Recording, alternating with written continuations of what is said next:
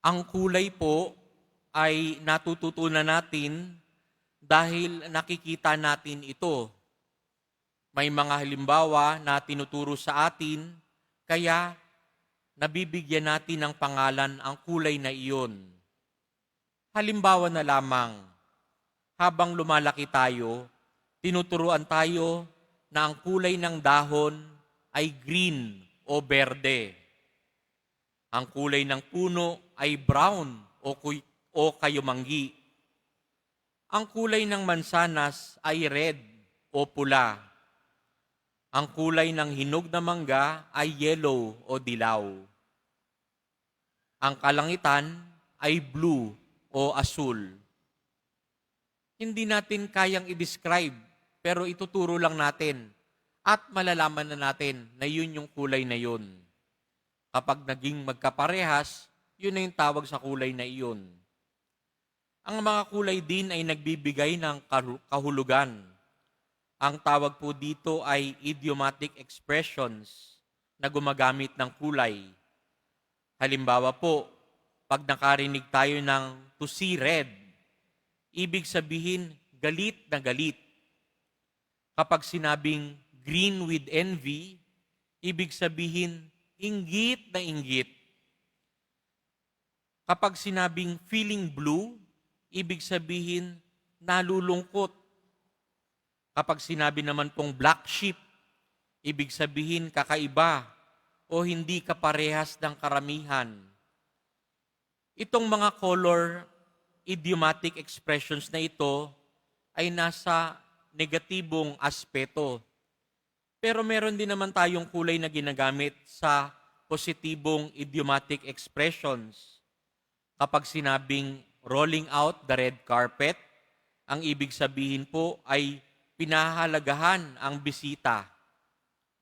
Kapag sinabing green light, ibig sabihin go o kaya permission granted.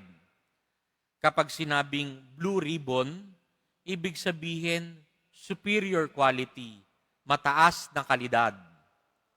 Kapag sinabing golden opportunity, ibig sabihin tamang-tama ang tiempo. Kapag sinabing tickled pink, ang ibig sabihin masayang masaya, may kagalakan.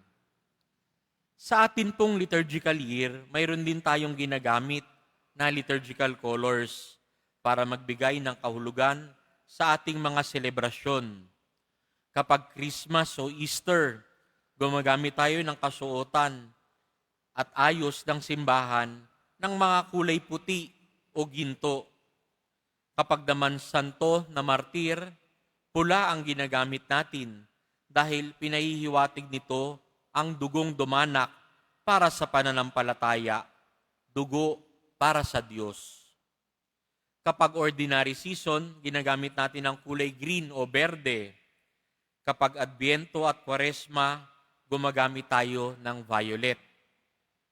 Tuwing Gaudete Sunday o third week of Advent at Laetare Sunday, ngayon po, fourth week of Lent, doon lang po tayo gumagamit ng kulay rosas sa vestments ng mga kaparian at sa ayos ng simbahan. Ipinahihiwatig nito na malapit na ang hinihintay natin na Pasko ng pagsilang kapag Christmas at Pasko ng muling pagkabuhay kapag Easter. Hindi lahat ng ating paghihintay ay binabaliwala. May liwanag tayong nakikita sa ating mga sakripisyo at pagdarasal. Kaya nga pagpunta natin ngayon sa ating mabuting balita, naririnig din natin na pinagaling ni Jesus ang lalaking ipinanganak ng bulag. Pinagaling niya ito at nakakakita na ang bulag. Pero para sa mga Pariseo, ang isang kapansanan ay sanhi ng pagkakasala. Biruin ninyo, nabansagan siyang may mabigat na kasalanan, kaya't siya'y pinanganak ng bulag. Ang isa pang hindi katanggap-tanggap para sa mga Pariseo ay ang pagpapagaling ni Jesus sa araw ng pamamahinga. Para sa kanila, hindi dapat gumawa ng kahit ano sa araw ng pamamahinga. Kaya't sinasabi nila na hindi mula sa Diyos ang pagpapagaling na ginawa ni Jesus Nazareno. Sa pagpapagaling ni Jesus, ang bulag ay nakakita at nagkaroon ng kulay ang buhay ng lalaking ipinanganak ng bulag. May pinagaling si Jesus. Ito yung taong bulag na ito yung taong bulag. Pero may mga Pariseo na mga nakakakita subalit nagbubulag-bulagan. Hilingin natin kay Jesus Nazareno na tayo'y tuluyang makakita. Makita ang mga kapatid nating nangangailangan. Makita ang mga oportunidad na tumulong sa kapwa. Makita ang mukha ng Diyos sa bawat taong makakasalamuha natin.